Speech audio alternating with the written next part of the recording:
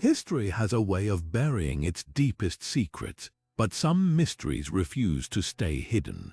Even now, decades after the guns fell silent, the world wars still whisper unanswered questions, vanished ships, missing treasure, unexplained deaths, and conspiracies that defy logic. What really happened to those 5 Navy bombers that disappeared without a trace? Why did a decorated diplomat vanish into thin air after saving thousands? And could some of history's most infamous figures have escaped justice entirely? Today, we're pulling back the curtain on 25 of the most baffling, chilling, and downright strange unsolved mysteries from World War I and World War II. These aren't just footnotes in a textbook, they're real enigmas that have stumped historians, fueled conspiracy theories, and left us wondering how much we still don't know about the chaos of war. So buckle up, because we're about to dive into the shadows of history where the truth is often stranger than fiction. And trust me, by the end, you'll never look at these wars the same way again. Now, let's step into one of the most haunting disappearances of World War II, a case that has fueled legends and baffled experts for generations. On December 5, 1945, 5 United States Navy bombers, known collectively as Flight 19, took off from Fort Lauderdale, Florida, on what should have been a routine training mission. But what happened next would become the stuff of nightmares. As the flight progressed, something went terribly wrong. The lead pilot, Lieutenant Charles Taylor, radioed in with increasingly frantic messages, reporting that his compasses had malfunctioned and his squadron was lost. "We can't be sure of any direction," he said. "Everything looks strange, even the ocean." Then the transmissions grew even more chilling, mentioning a white haze and waters that didn't look right. And then silence. A massive search operation was launched, but not a single trace of the 5 bombers or their 14 crew members was ever found. Even more eerie, one of the rescue planes sent to look for them, a Martin Mariner flying boat, also vanished without explanation. The official Navy report blamed navigational errors and Lieutenant Taylor's confusion, but that explanation has never satisfied skeptics. Over the years, theories have ranged from the plausible, like sudden storms or mechanical failures, to the downright supernatural. Some point to the Bermuda Triangle's reputation for swallowing ships and planes whole. Others speculate about secret military experiments or even extraterrestrial interference. Whatever the truth, Flight 19's disappearance became a cornerstone of Bermuda Triangle lore, inspiring books, documentaries, and even Hollywood films. This isn't just a cold case, it's a mystery that refuses to die, reminding us that even in an age of advanced technology, some vanishings remain utterly inexplicable. And as we'll see, it's just the first of many wartime enigmas that defy easy answers. But while Flight 19's disappearance remains shrouded in the unknown, another wartime mystery centers not on vanished planes but on a vanished hero. Let's turn our attention to Raoul Wallenberg, the Swedish diplomat whose courageous actions saved countless lives only for his own fate to become one of World War II's most enduring puzzles. In the final, desperate months of the war, as Nazi forces tightened their grip on Hungary, Wallenberg arrived in Budapest with a singular mission: to rescue as many Jews as possible from deportation and death. Armed with little more than ingenuity and determination, he issued protective passports, designated buildings as Swedish territory, and even confronted Nazi officers directly pulling people off trains destined for Auschwitz. By some estimates, his efforts saved tens of thousands, but in January 1945, as Soviet troops rolled into Budapest, Wallenberg was detained, and then he simply disappeared. The Soviets initially claimed he died of a heart attack in prison in 1947, but the story quickly unraveled. Witnesses reported seeing him alive in Soviet prisons years later. One account even placed him in a gulag in the 1950s. Declassified documents hinted at a darker possibility, that he'd been executed, perhaps because Stalin suspected him of being a Western spy. Decades of investigations have only deepened the mystery. In the 1990s, Russian officials admitted Wallenberg had likely been killed in Soviet custody, yet his body was never returned. Some researchers believe files still hidden in Russian archives could hold the truth, while others cling to hope that he survived under a new identity. Raoul Wallenberg's legacy is undeniable. His bravery stands as a beacon of light in one of history's darkest chapters.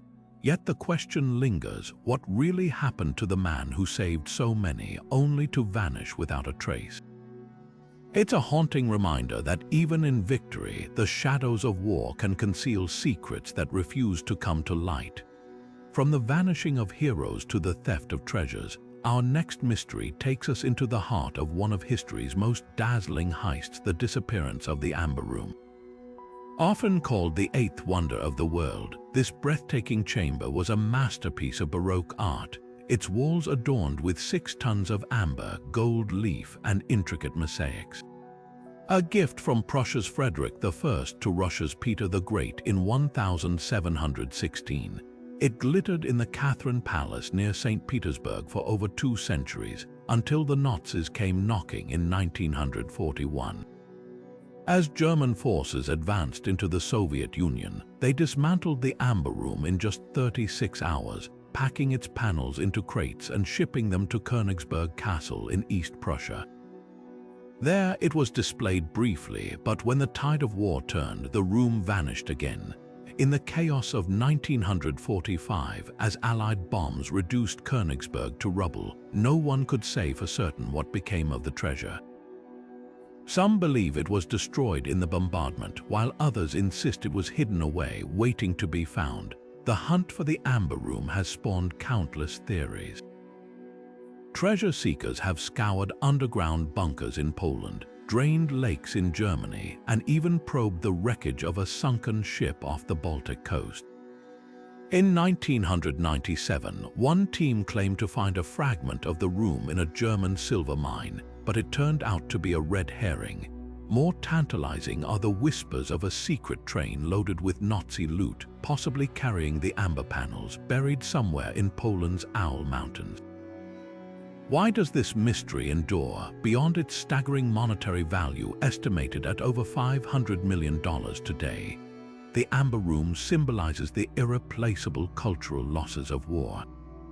For historians, it's a puzzle begging to be solved. For treasure hunters, it's the ultimate prize. And for the rest of us, it's a glittering ghost, a reminder of the beauty that war can steal and the secrets it still keeps.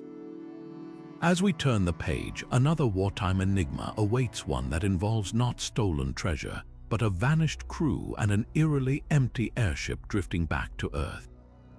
The so-called ghost blimp of 1942 holds clues as baffling as they are chilling. Now, let's shift our focus from stolen treasures to a sky-bound enigma that still sends shivers down the spine, the baffling case of the ghost blimp. On a quiet August morning in 1942, the United States Navy's L-8 airship took off from a San Francisco airfield on a routine patrol mission, scanning the Pacific for enemy submarines. Its 2-man crew, Lieutenant Ernest Cody and Ensign Charles Adams, were seasoned officers with no record of trouble. Yet, just hours later, the blimp would crash land in a suburban neighborhood near Dolly City, California, with no one on board. The scene was as puzzling as it was unsettling. The airship's engines were still running, its radio operational, and the life rafts untouched, even more eerie. The crew's personal belongings, logbooks, parachutes, even a half-drunk cup of coffee, were all perfectly in place. Only the men were missing. The hatches were found open, but there was no sign of a struggle, no distress signals, and no trace of Cody or Adams then or since. So what happened? Theories range from the plausible to the downright chilling. Some suggest the crew accidentally fell out while investigating a supposed oil slick, a common false alarm during patrols. Others point to the open hatches as evidence of a hasty exit, perhaps due to a sudden mechanical failure. but darker whispers hint at sabotage or even an encounter with something unnatural. After all, this was the same stretch of coast where, just months earlier, the infamous Battle of Los Angeles had sparked UFO panic. The Navy's official report labeled the incident an accident, citing unknown causes. But with no bodies, no witnesses, and no clear explanation, the ghost blimp remains one of World War II's most haunting open cases.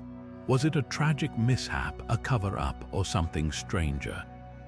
The truth, like the vanished crew, is still out there, and as we leave this sky-bound mystery behind, another wartime puzzle calls one that lit up the night over Los Angeles and left even the military scrambling for answers. The so-called Battle of Los Angeles would blur the line between wartime panic and extraterrestrial intrigue. Now, let's turn our attention from the eerie silence of the ghost blimp to a night of chaos and confusion that gripped an entire city. Just months before the L-8 incident, Los Angeles found itself at the center of one of World War II's most bizarre episodes, the so-called Battle of Los Angeles. In the early hours of February 25, 1942, air raid sirens wailed across the city as searchlights swept the sky. Anti-aircraft batteries unleashed a barrage of shells at an unidentified object hovering over the coastline. For hours, thousands of rounds lit up the night as terrified residents watched the spectacle, convinced a Japanese attack was underway. But when dawn broke, there was no wreckage, no enemy aircraft, just a city littered with spent shell fragments and a lingering sense of bewilderment. Military reports from that night only deepened the mystery. Witnesses described a large, slow-moving object that defied conventional aircraft behavior. Some claimed it took direct hits without damage, while others insisted it vanished and reappeared at impossible speeds. The official explanation, a stray weather balloon misidentified in the tension following Pearl Harbor. But for many, that answer fell flat. How could seasoned gunners mistake a balloon for a threat, firing over 1,400 rounds at it?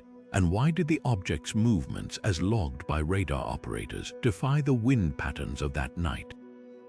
Decades later, theories still clash. Skeptics point to wartime jitters and optical illusions, while UFO researchers highlight declassified documents describing the object's erratic flight path. Even the Secretary of the Navy at the time, Frank Knox, called the incident a false alarm, yet rumors persisted of recovered debris whisked away to secret facilities. What truly hovered over Los Angeles that night? A case of nerves, a secret experimental craft, or something beyond explanation? Unlike the ghost blimp, this mystery played out in full view of a city, yet the truth remains as elusive as the object itself.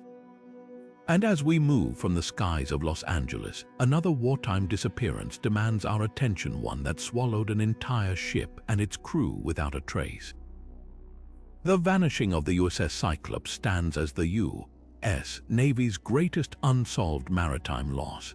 Leaving behind the chaos over Los Angeles, we now plunge into the depths of an even more baffling maritime mystery, one that swallowed a ship the size of a skyscraper without leaving a single clue.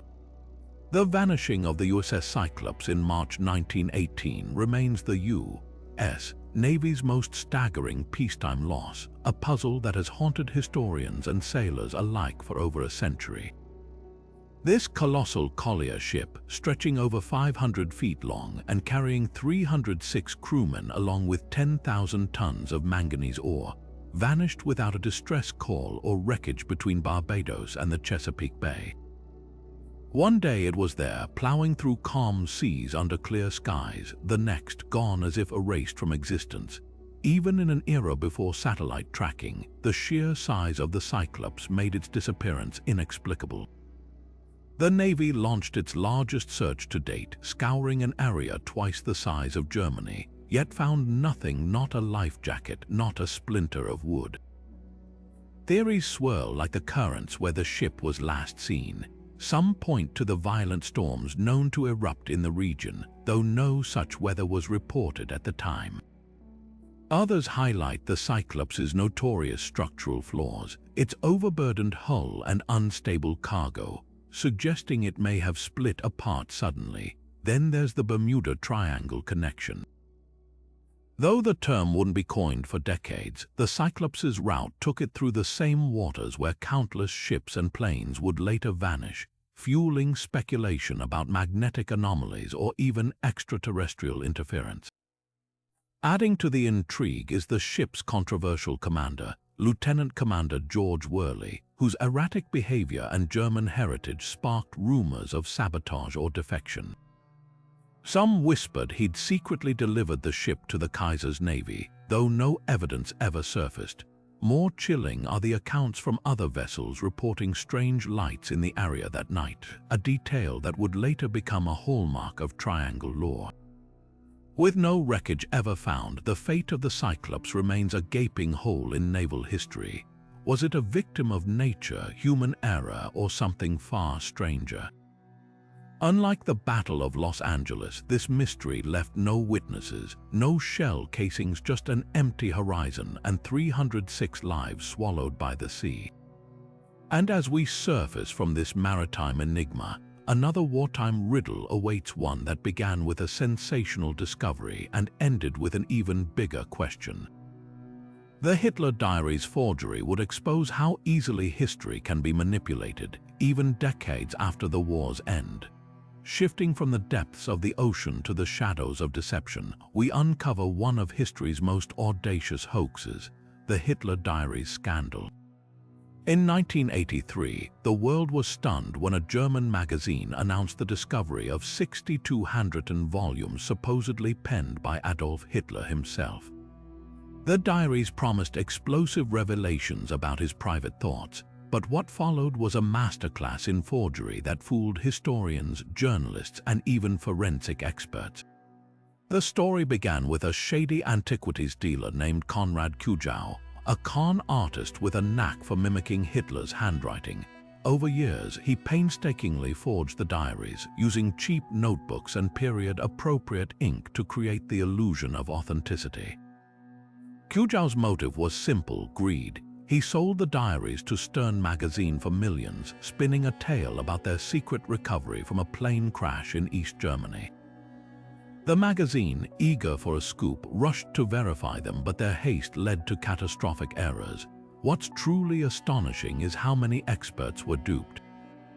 Handwriting analysts, historians, and even a prominent British World War II scholar declared the diaries genuine after superficial examinations.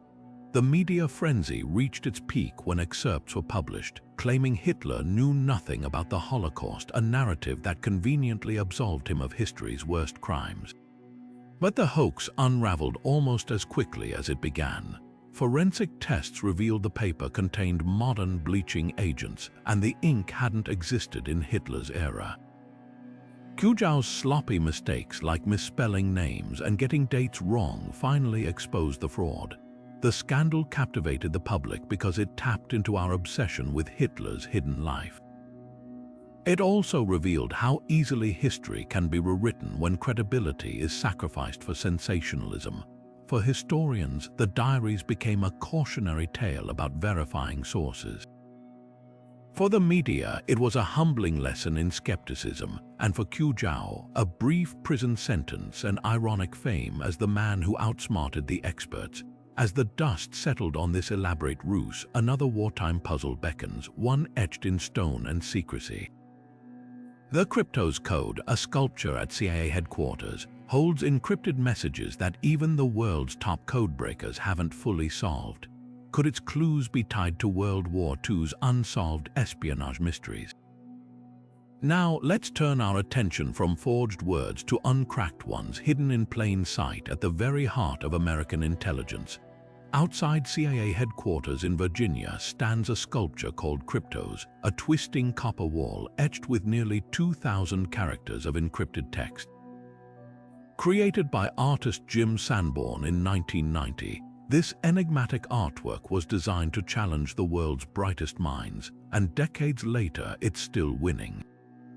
The code is divided into 4 sections. The first 3 were cracked relatively quickly by CIA cryptanalysts, revealing poetic fragments and references to hidden secrets. But the 4th section, just 97 characters long, remains one of the most stubborn puzzles in modern cryptography. Even with supercomputers and crowdsourced efforts, no one has definitively solved it. What makes crypto so fascinating is its potential connection to World War II's unsolved espionage riddles. Sanborn hinted that the sculpture's clues draw from historical codes, including those used by the Nazis and Allied codebreakers like Alan Turing. Amateur sleuths have obsessed over every detail. Some believe the solution points to buried treasure or classified Cold War operations. Others think it's a tribute to the unsung heroes of wartime cryptography. Sanborn has dropped cryptic hints over the years, like revealing that the letters NIPT in the 4th section decode to Berlin, fueling speculation about Nazi links. But the artist insists the full solution will only emerge when someone pieces together all the layers, much like unraveling a spy's carefully constructed cover. What's at stake isn't just bragging rights. Cryptos represents the enduring allure of codes as both art and weapon, a legacy forged in World War II's shadowy battles of wits. And as long as that final section remains unsolved, it keeps us wondering, what secrets are still waiting to be pulled from the silence of copper and cipher? Speaking of wartime enigmas, our next mystery takes us from cold metal to glowing orbs in the sky, the eerie phenomenon pilots dubbed Foo Fighters. Now, shifting our gaze from cryptic codes to the skies above the battlefield, we encounter one of World War II's most baffling aerial mysteries, the Foo Fighters. These strange, glowing orbs were reported by Allied pilots as early as 1944. Appearing as fast-moving balls of light that seem to track their aircraft with eerie precision. Crews described them as silent, shimmering objects, sometimes red, orange, or white, that danced around their planes before vanishing without a trace. The name Foo Fighters came from a slang term borrowed from a popular comic strip, but there was nothing cartoonish about the unease they sparked. At first, military brass dismissed the sightings as stress-induced hallucinations or misidentified enemy flares. But as reports piled up from experienced pilots across Europe and the Pacific, the phenomenon became impossible to ignore. Some speculated the Foo Fighters were advanced German weapons, perhaps experimental drones or plasma-based technology inspired by Nazi occult research. Declassified documents later revealed that both Allied and Axis scientists investigated the possibility of energy-based weapons, fueling theories that these orbs were secret prototypes gone rogue. Yet not all explanations point to human engineering. Natural phenomena like St. Elmo's fire, a weather-related electrical discharge, could account for some sightings. Pilots flying through charged storm clouds might mistake these glowing bursts for something more sinister. Others argue the Foo Fighters were early UFO encounters, drawing parallels to post-war flying saucer reports. Skeptics counter that wartime stress, fatigue, and the chaos of dogfights could warp perception, turning mundane reflections or distant stars into phantom pursuers. What makes the Foo Fighters enduringly compelling is their legacy in modern UFO lore. Decades later, declassified military footage and pilot testimonies continue to echo those wartime accounts, leaving us to wonder, were these orbs a forgotten weapon, a trick of the light, or something far stranger? One thing's certain, they remain a haunting reminder that even in the mechanized brutality of war, the skies kept their secrets. And speaking of wartime disappearances, our next mystery plunges us into the depths of a solo flight that rewrote history, Rudolf Hess's unexpected journey to Scotland. Now, turning from the enigmatic lights of the Foo Fighters to a high-stakes political gambit, we arrive at one of World War II's most puzzling personal missions, the solo flight of Rudolf Hess. In May 1941, as Nazi Germany dominated Europe, Hitler's deputy stunned the world by piloting a Messerschmitt fighter plane across the North Sea, parachuting into Scotland under cover of darkness. His goal, to broker a secret peace with Britain despite Hitler's public stance of relentless conquest. Hess, once one of the regime's most trusted figures, claimed he acted alone, driven by a desire to end the bloodshed between what he saw as Aryan brothers.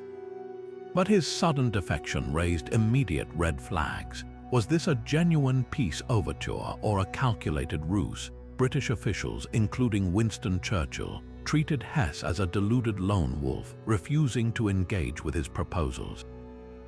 Yet historians have long debated whether Hitler secretly sanctioned the mission, a theory fueled by Hess's intimate knowledge of Nazi war plans and his access to high-security aircraft. The mystery deepens when examining Hess's mental state. Captured British transcripts reveal rambling monologues about astrology and cosmic forces, leading some to dismiss him as unstable. Others argue his eccentricity was a smokescreen, noting his meticulous flight planning and political acumen.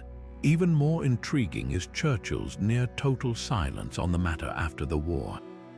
Declassified files show British intelligence repeatedly interrogated Hess, but key records remain sealed, fueling speculation they contain explosive revelations about back-channel negotiations. Hess's fate only adds to the enigma. Imprisoned for life after the Nuremberg trials, he died in Spandau prison in 1987, under circumstances some call suspicious officially by suicide, though inconsistencies in the evidence have prompted theories of assassination.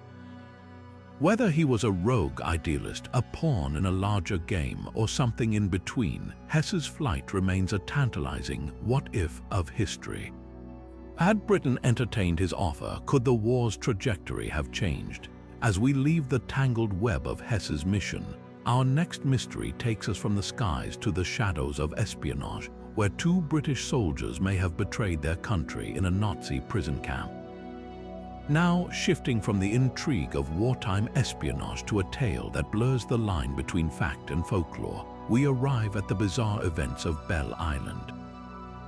In 1978, decades after World War II, a startling claim surfaced about an incident that allegedly occurred in 1942 off the coast of Newfoundland, Canada.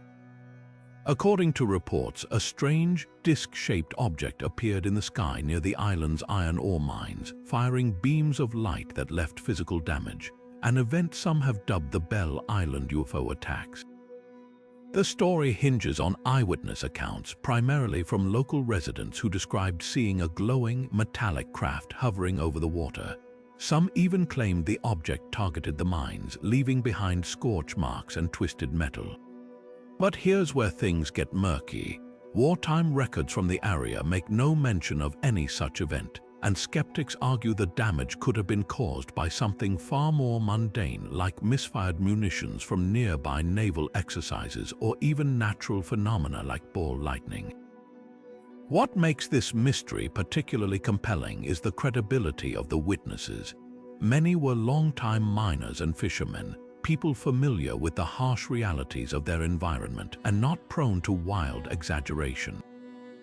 Yet without official documentation or physical evidence beyond anecdotal descriptions, the truth remains elusive. Could this have been a secret military experiment gone awry, or a case of mass misidentification fueled by wartime nerves?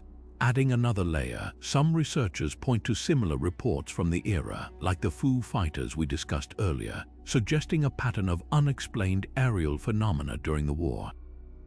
But unlike those sightings, the Belle Island incident allegedly left tangible traces, raising questions about why such an event wouldn't have been investigated or recorded by authorities at the time.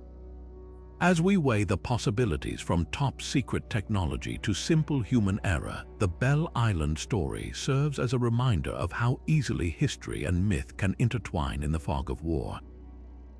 Next, we turn to another shadowy chapter of the conflict, where the death of a prominent exiled leader sparked rumors of foul play on an international scale.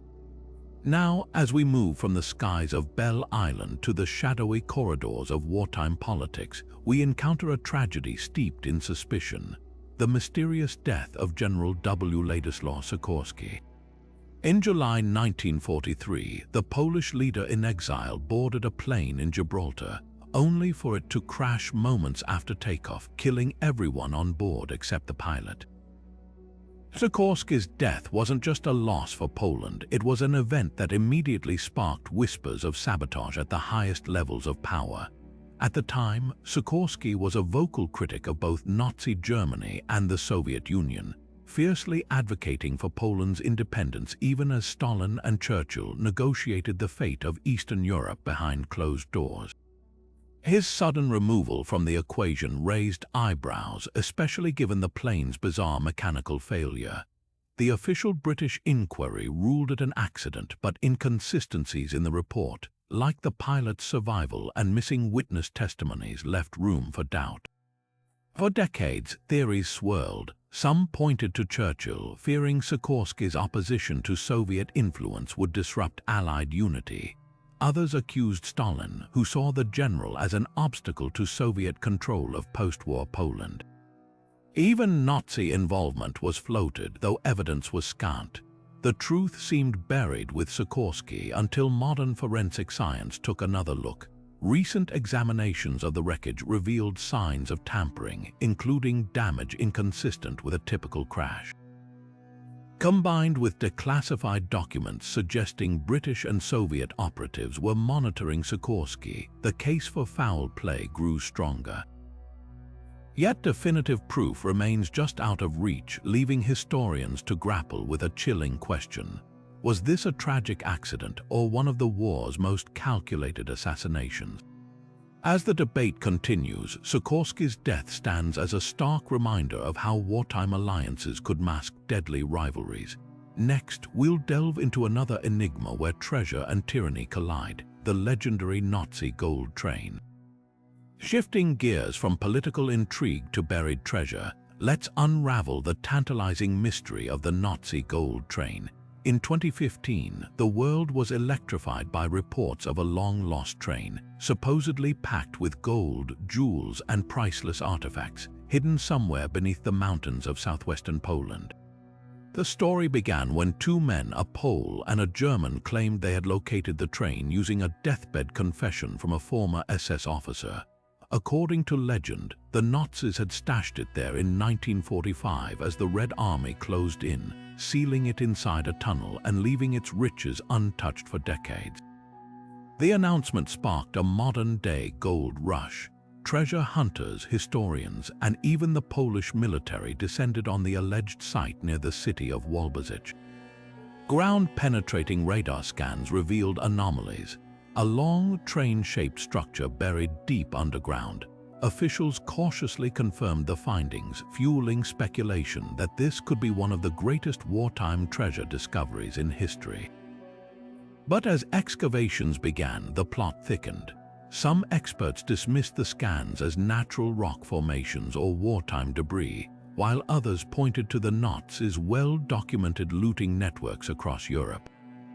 During the war, the Third Reich systematically plundered gold, art, and cultural treasures from occupied territories, funneling them through elaborate networks to fund their war machine or hide them for post-war use. Trains like this one were rumored to be part of that operation, with some possibly disappearing into secret tunnels or lakes. Yet despite the hype, no gold was ever found in Wallenberg. The tunnel turned out to be empty, leaving many to wonder, was the train a mirage or had it been quietly looted decades earlier? The obsession endures. Treasure hunters still scour old Nazi maps and declassified documents, convinced the gold or another train is out there. Whether myth or missed opportunity, the Nazi gold train reminds us how the shadows of war still hide secrets waiting to be uncovered. Next, we'll dive into a mystery lost beneath the waves, the strange disappearance of a French submarine in World War I.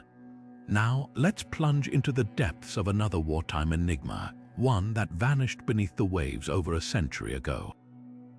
The strange case of France's submarine Vendémiaire begins in the chaotic early days of World War I.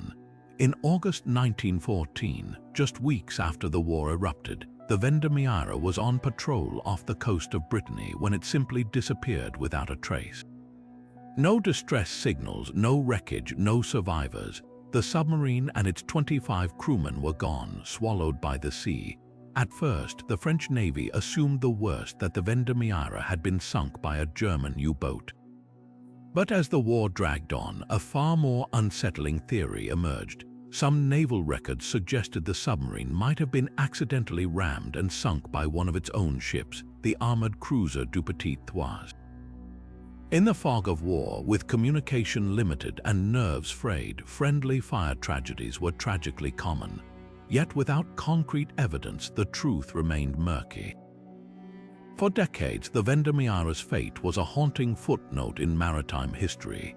Then, in 2006, a team of divers exploring the seabed near the island of Raoul claimed to have found the wreck. The submarine's identity, however, was hotly debated.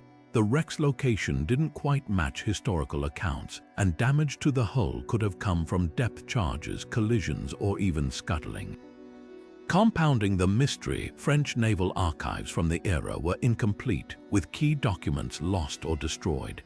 The Vanishing's story is a reminder of how easily truth can vanish in the chaos of war. Was it a victim of enemy action, a tragic accident, or something else entirely? Until definitive proof surfaces, this lost submarine remains one of World War I's quietest, most poignant mysteries.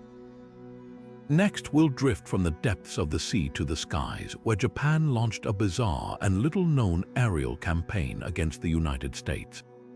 Leaving the ocean's mysteries behind, we turn our gaze to the skies, where Japan waged one of the most unconventional campaigns of World War II.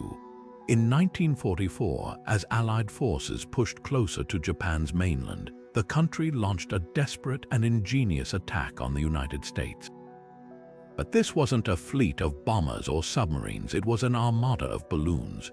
Over the next several months, Japan released nearly 9,000 fire balloons into the jet stream, each carrying incendiary devices or explosives.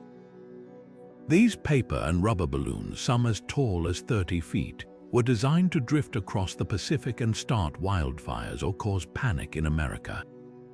It was the first time in history that a weapon had crossed an ocean without human guidance, yet most of these balloons failed. Winds blew them off course, and many simply crashed into the sea. Only around 300 reached North America, most landing harmlessly in remote forests. But one tragic incident proved their deadly potential. In May 1945, a balloon bomb exploded in Oregon, killing 6 civilians, a pregnant woman and 5 children, on a church picnic. They were the only mainland U.S. fatalities from enemy action in World War II. The U.S. government, fearing panic and not wanting Japan to realize the balloon's limited success, imposed a strict media blackout. Newspapers and radio stations were forbidden from reporting the attacks, and many Americans remained unaware of the threat. Even today, remnants of this secrecy linger. Balloon fragments still turn up in the wilderness, like the one discovered by a forestry worker in British Columbia in 2014. Why did Japan's balloon campaign ultimately fail? Poor weather, flawed design, and sheer distance all played a role.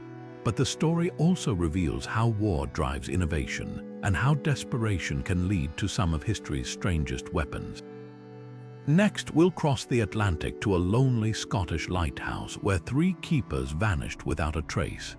Shifting our focus from the skies to the sea, we arrive at one of the most eerie disappearances in maritime history. In December 1900, 3 lighthouse keepers stationed on the remote Flannan Isles off the coast of Scotland vanished without a trace. The mystery began when a passing ship noticed the lighthouse lamp was unlit. A relief crew arrived to investigate, only to find the keepers gone. No signs of struggle, no bodies, just an untouched meal on the table and a chair knocked over as if someone had risen in haste. Theories about their fate range from the supernatural to the scientifically plausible. Some whisper of ghostly abductions or sea monsters, fueled by the island's reputation for eerie legends. Others point to the violent storms that frequently batter the isolated outcrop. a rogue wave, they argue, could have swept the men away as they worked on the cliffs or the landing platform. Yet even this explanation leaves gaps. Why were their oilskins still inside? And why was the lighthouse door left unlocked? Adding to the intrigue, the keeper's logbook contained strange final entries. One described severe winds the likes of which I have never seen, while another, written hours later, noted an unnerving calm. Was this evidence of sudden, extreme weather or something more unsettling? Over a century later, the vanishing remains a puzzle, a haunting reminder of how quickly the sea can erase lives. Next, we'll confront another maritime enigma, the chilling legend of the SS Aurang Medan, a ghost ship whose crew met a fate just as inexplicable. Now, let's set sail into one of the most spine-chilling maritime mysteries of all time, the legend of the SS Aurang Medan. In the summer of 1947, multiple ships in the Strait of Malacca picked up a desperate SOS signal. The message was fragmented, but the words "all officers dead" and possibly entire crew dead sent chills through those who heard it. Then, just as suddenly as it began, the transmission ended with a final, cryptic phrase, "I die." When rescuers reached the alleged location, they found the SS Aurang Medan adrift, its decks eerily silent. Boarding the vessel, they discovered the entire crew sprawled across the ship, their faces frozen in expressions of sheer terror. Even the ship's dog lay dead, its teeth bared in a snarl. Stranger still, there were no visible wounds or signs of struggle, just an overwhelming sense of dread clinging to the air. Skeptics have long questioned whether the Aurang Medan ever existed, pointing to the lack of official shipping records. Some argue the story was an elaborate hoax, possibly wartime propaganda or a sailor's tall tale gone viral. Others propose more grounded explanations, like a leak of toxic cargo, cyanide or nerve gas, that could have silently suffocated the crew. Yet, if that were the case, why were there no traces of such substances? And why did the distress call describe something far more sinister? The mystery deepens when you consider that shortly after the rescuers boarded, the ship reportedly caught fire and sank, taking any potential evidence with it. Was this a tragic accident, a cover-up, or something even more unfathomable? Decades later, the fate of the Aurang Medan remains a haunting enigma, a ghost story whispered among sailors and historians alike. Next, we'll delve into a very different kind of mystery, one that involves not the sea, but the terrifying potential of Nazi science and their race to build an atomic bomb. Turning from the eerie silence of ghost ships to the high-stakes race for scientific supremacy, we now explore one of World War II's most consequential mysteries: how close Nazi Germany came to unlocking the power of the atom. While the Manhattan Project famously produced the first atomic bombs, historians still debate whether Hitler's scientists were on the verge of their own nuclear breakthrough. At the heart of this puzzle was Werner Heisenberg, Germany's top physicist and a Nobel laureate. His team's research into uranium enrichment and reactor design initially outpaced Allied efforts. Yet, by 1942, their progress mysteriously stalled.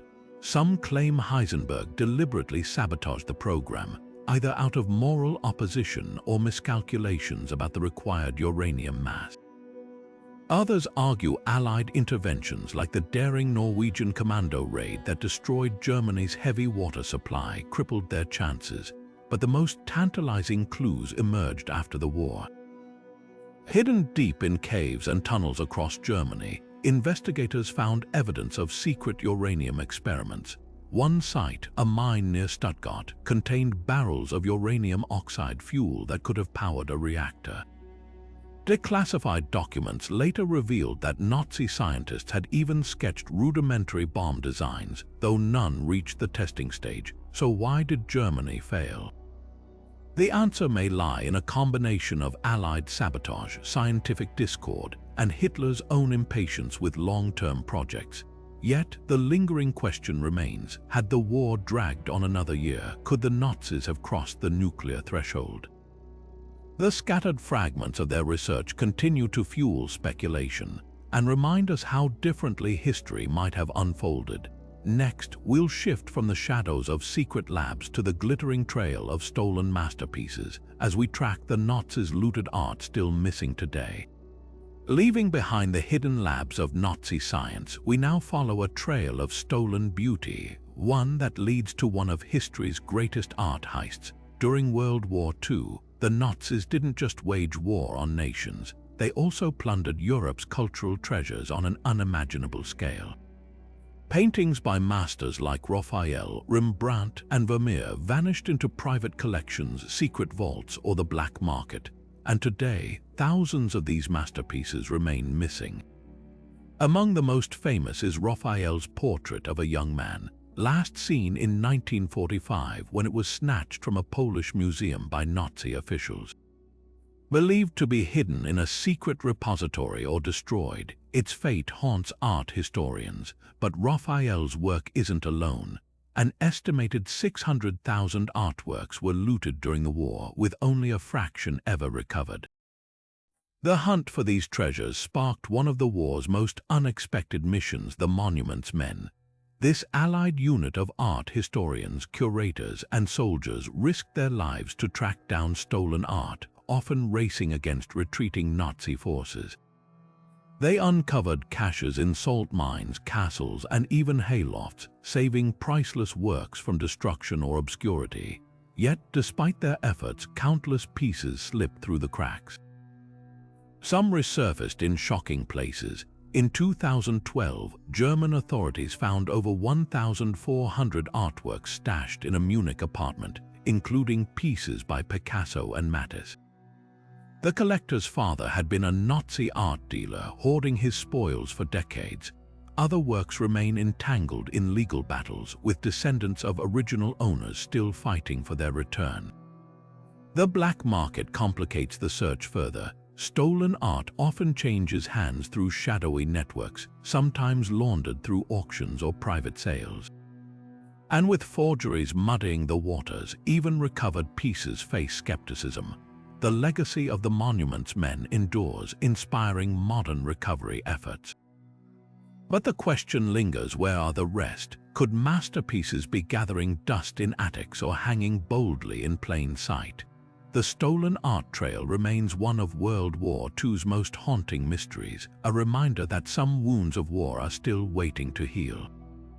Next, we step into the frozen wilderness of Russia, where a post-war tragedy, the Dyatlov Pass incident, whispers of Cold War secrets and unsolved horrors. Now, as we leave the shadowy world of stolen art behind, our journey takes us into the icy grip of Russia's Ural Mountains, where a chilling post-war enigma still sends shivers down the spines of investigators. The Dyatlov Pass incident, though it occurred in 1959, is steeped in Cold War intrigue, with whispers of Soviet secrets and unanswered questions that refuse to fade.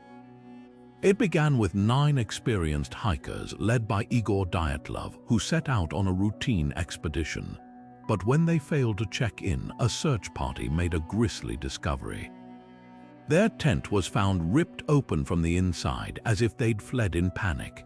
The bodies, scattered across the snow, told a horrifying story. Some had crushed ribs, one was missing a tongue, and others showed traces of radiation. Their clothing, bizarrely, was cut open, yet there were no signs of a struggle. Officially, the Soviet government blamed an unknown compelling force, closing the case with eerie vagueness. But theories erupted like geysers. Were the hikers victims of secret military experiments? Declassified files hint at nearby missile tests, and some speculate they stumbled upon a covert operation. Others point to infrasound, a natural phenomenon that can induce panic, or even avalanche conditions, though the injuries don't fully match. Then there's the radiation. Why were some of their clothes radioactive? Could it link to nuclear testing or a crashed spy device? Decades later, forensic studies reopen the case, yet the answers remain as elusive as the truth behind Soviet archives. The Dyatlov Pass incident stands as a frozen snapshot of Cold War paranoia, a puzzle where nature, espionage, and tragedy collide. And as we move forward, another wartime disappearance beckons, this time shrouded in the intrigue of British soldiers who may have crossed enemy lines. Shifting from the frozen enigma of Dyatlov Pass, we uncover a betrayal that still raises eyebrows decades later, the curious case of two British prisoners of war accused of spying for the Nazis. In 1944, deep within a German camp, soldiers John Brown and John King faced charges so shocking they were swiftly executed. But the details of their alleged treason remain buried in controversy. Brown and King weren't just any prisoners. They were trusted camp leaders, liaisons between British POWs and their German captors. Yet rumors swirled that they'd crossed a line passing secrets, even aiding Nazi propaganda. The evidence patchy at best. Some accounts claim they were overheard criticizing Churchill or praising Hitler, while others suggest they were coerced or framed. What's undeniable is the speed of their trial, or lack thereof. No formal record survived, just whispers of a rushed, closed-door proceeding. Then came the executions. Brown and King were shot by their own comrades, a rare and extreme punishment that fuels skepticism to this day. Why no proper trial? Were they truly traitors or scapegoats in a high-stakes war of nerves? Historians note that POW camps were hotbeds of paranoia, where misinformation spread like wildfire. Could the men have been victims of wartime hysteria? The mystery deepens with missing documents. British military files from the camp were either destroyed or classified, leaving gaps that conspiracy theories eagerly fill. Some suggest the men were double agents playing both sides in a shadow game. Others argue they were innocent, caught in a power struggle between prisoners. One thing's certain: the truth died with Brown and King. Their story is a haunting reminder of war's grey morality, where loyalty is fluid and justice isn't always blind. And as we peel back another layer of history's secrets, another wartime vanishing act awaits, this time involving a jazz legend whose plane disappeared without a trace. Now, from the shadows of wartime betrayal, we turn to a mystery that still echoes through the world of music: the baffling disappearance of Glenn Miller. In December 1944, the beloved bandleader boarded a small plane over the English Channel, bound for Paris to entertain Allied troops. He never arrived. Miller wasn't just any musician. He was a cultural icon, the king of swing, whose tunes lifted spirits on both sides of the Atlantic. Yet his final flight remains one of World War II's most debated vanishings. The official explanation: a plane crash. That December day was bitterly cold, with heavy fog and low visibility. Some reports suggest Miller's single-engine aircraft might have iced up or been accidentally struck by Allied bombers jettisoning unused explosives into the channel. But no wreckage was ever found and no bodies recovered. Then come the wilder theories. Decades later, a French journalist claimed Miller didn't die in the channel at all, but in a Paris brothel, the victim of a heart attack while with a prostitute. According to this version, Allied commanders allegedly covered it up to protect morale. Yet no concrete evidence supports this salacious tale, and Miller's family fiercely disputes it. Even stranger are the spy rumors. Some suggest Miller was secretly working for intelligence, possibly carrying sensitive documents when his plane was intercepted. Others whisper he faked his death to escape wartime pressures. But why would a man at the peak of his fame abandon everything? The truth may lie in the chaos of war itself. With records fragmented and memories faded, Miller's fate slips further into legend. What's undeniable is the hole he left, not just in music, but in the hearts of soldiers who'd waited to hear him play. And as we close this chapter, another spectral wartime tale beckons, one where an entire phantom army supposedly appeared on the battlefield. Shifting from the enigma of Glenn Miller's disappearance, we now step onto the fog-shrouded beaches of Dunkirk, where an even more surreal mystery unfolded. Amid the chaos of 1940, as hundreds of thousands of Allied troops faced annihilation by advancing German forces, something extraordinary happened.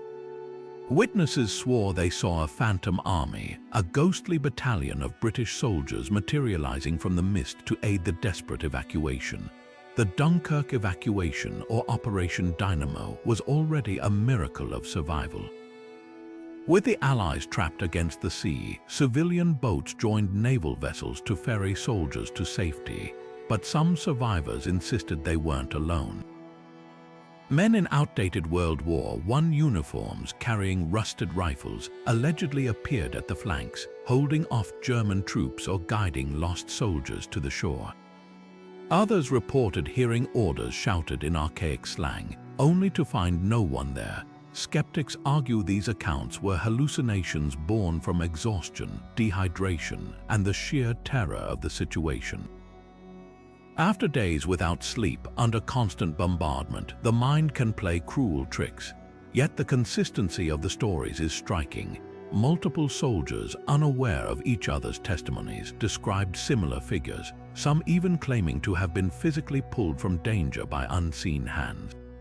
Could collective trauma explain it all, or was there something stranger at work? Some historians suggest the Phantom Army might have been real, a rogue unit of elderly veterans or Home Guard volunteers mistakenly left off official records. Others lean into the supernatural, pointing to Dunkirk's long history as a battleground where the echoes of past conflicts might have bled into the present. Whatever the truth, the legend endures, a haunting footnote to one of war's most desperate hours.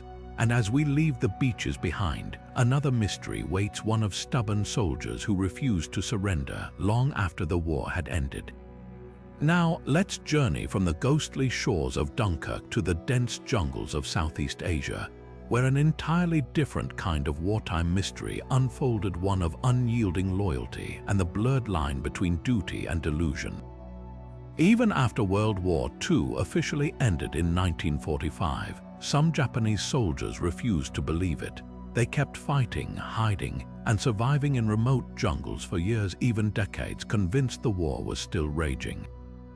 The most famous of these holdouts was Hiro Onoda, an intelligence officer stationed on Lubang Island in the Philippines. When Allied forces retook the island in 1945, Onoda and a handful of others retreated into the jungle, dismissing surrender leaflets and radio broadcasts as enemy tricks. For 29 years, Onoda lived off the land, raiding villages for supplies and engaging in sporadic guerrilla attacks, all while evading search parties. It wasn't until 1974 that his former commander, now a civilian, traveled to Lubang to personally relieve him of duty. Only then did Onoda finally surrender his rusted rifle, still in pristine uniform. But Onoda wasn't alone. Others, like Shoichi Yokoi in Guam, held out until 1972, surviving by trapping fish and weaving clothes from jungle fibers. Teruo Nakamura, a Taiwanese-born soldier, lasted even longer, emerging from the Indonesian forest in 1974. What drove these men to such extremes? Part of it was propaganda. The Japanese military had drilled into them that surrender was dishonorable and that Allied forces would torture or execute them. But there was also isolation. Cut off from communications, surrounded by unfamiliar terrain, their reality became whatever they could see and hear. Reintegration was another battle. Onoda, hailed as a hero in Japan, struggled with modern life's pace and values. Yokoi, quieter and more reserved, faced scrutiny over whether he'd truly been unaware of the war's end. Their stories force us to ask, when does duty become obsession? And how does the mind cope when the world moves on without you? As we prepare to unravel our final mystery, these holdouts remind us that war's shadows can linger long after the guns fall silent. But perhaps no shadow is as enduring or as hotly debated as the one we'll confront next, the fate of history's most infamous dictator. But before we close the book on World War II's greatest mysteries, there's one lingering question that refuses to fade into history: the final fate of Adolf Hitler. While the official record states he died by suicide in his Berlin bunker in April 1945, whispers of his escape have swirled for decades, painting a tantalizing alternative: that the Führer slipped away to South America, evading justice entirely.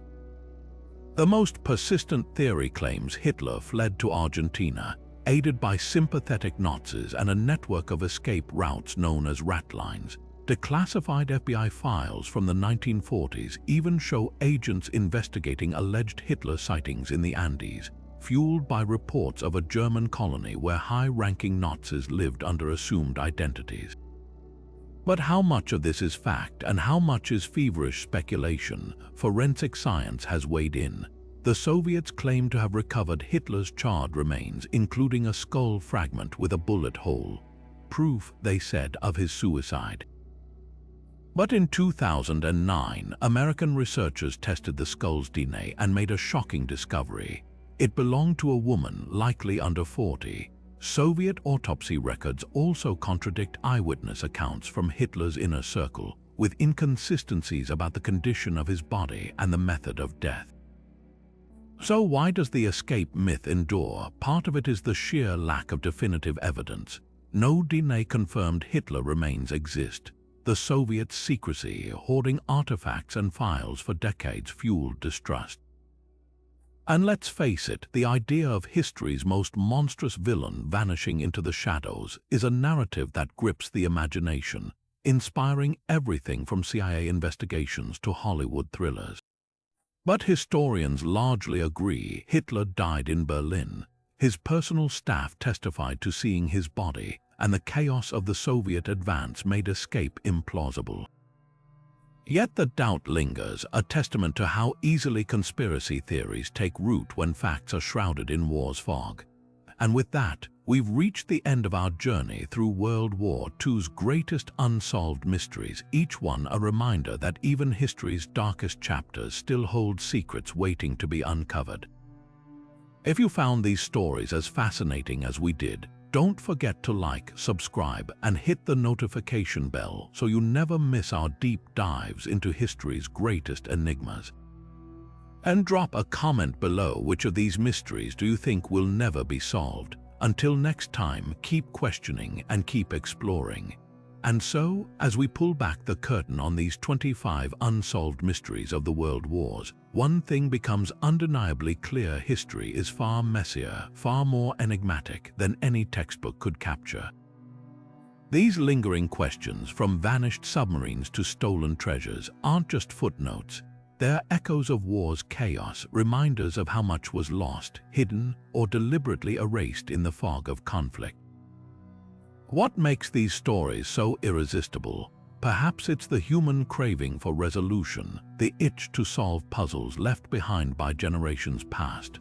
Or maybe it's the sobering realization that even in an age of satellites and DNA testing, some secrets remain stubbornly out of reach.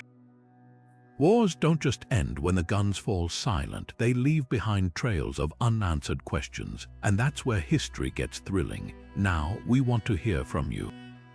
Which of these mysteries keeps you up at night? Do you think the Amber Room is still out there, waiting to be found? Could Hitler's skull ever turn up in some forgotten archive? Drop your theories in the comments below. We read every single one. And if you love untangling history's greatest riddles, don't forget to hit that subscribe button and ring the notification bell. There are plenty more deep dives where this came from. Thanks for joining us on this journey through the shadows of the past. Remember, history isn't just about dates and battles. It's about the stories we're still piecing together. Until next time, keep digging, keep questioning, and who knows, maybe you'll be the one to crack the next great mystery.